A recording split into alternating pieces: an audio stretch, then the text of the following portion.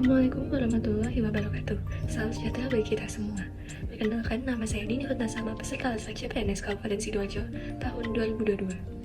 Pada kesempatan kali ini, saya akan memaparkan ringkasan materi Latsat CPNS mulai dari Agenda 1, Agenda 2, hingga Agenda 3. Agenda 1 mengenai sikap perilaku bela negara.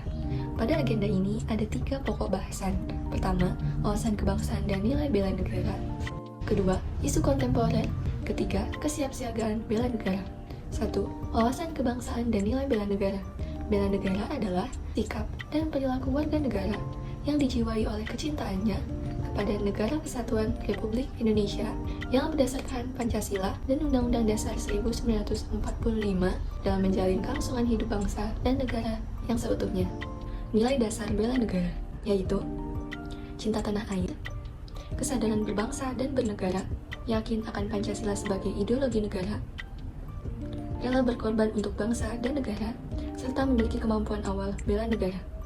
Kedua, isu kontemporer, contohnya korupsi, narkoba, terorisme dan radikalisme, money laundering, proxy war, kejahatan mass communication, cybercrime, hate speech, dan hoax. Tiga, kesiapsiagaan bela negara.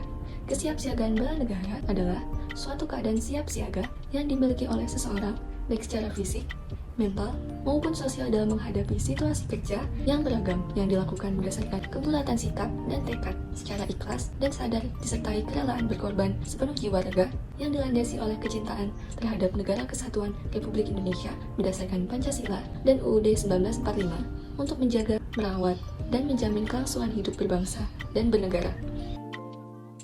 Agenda 2 mengenai nilai-nilai dasar PNS. Presiden Joko Widodo secara resmi meluncurkan core values berakhlak dan employer branding ASN secara virtual melalui live streaming YouTube pada Selasa 27 Juli 2021. Core value ASN berperan sebagai panduan berpikir, bertutur, dan berperilaku. Core value ASN disingkat berakhlak yang dijelaskan sebagai berikut. 1. Berorientasi pelayanan, artinya berkomitmen memberikan pelayanan prima demi kepuasan masyarakat. 2. Akuntabel, artinya bertanggung jawab atas kepercayaan yang diberikan. 3. Kompeten, artinya terus belajar dan mengembangkan kapabilitas. ASN dituntut untuk bekerja secara kompeten. 4. Harmonis, artinya saling peduli dan menghargai perbedaan. 5. Loyal, artinya berdedikasi dan mengutamakan kepentingan bangsa dan negara. 6. Adaptif, artinya terus berinovasi dan antusias dalam menggerakkan serta menghadapi perubahan. 7. Kolaboratif, artinya membangun kerjasama yang sinergis. Agenda 3 mengenai kedudukan dan peran PNS menuju Smart ASN. Pada agenda ini ada 2 pokok bahasan. Pertama, manajemen ASN. Kedua, Smart ASN. Manajemen ASN. Manajemen ASN adalah pengelolaan ASN untuk menghasilkan pegawai ASN yang profesional, memiliki nilai dasar, etika profesi, bebas dari intervensi politik, dan bersih dari praktik KKN. Kedudukan ASN.